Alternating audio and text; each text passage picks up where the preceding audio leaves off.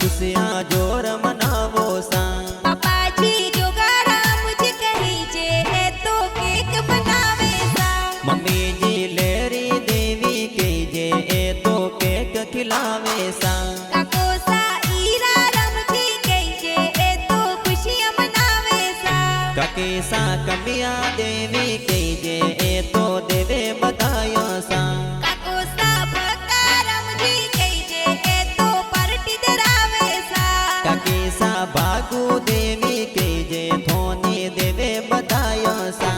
भाई मुकेश परवीन कही जे ए तो गिफ्ट लावे सा। के बेन शारदा निर्मा दापू ए तो केक खिलावे सा। बेन ललिता उमिया कही जे ए तो खुशियाँ मनावे सा।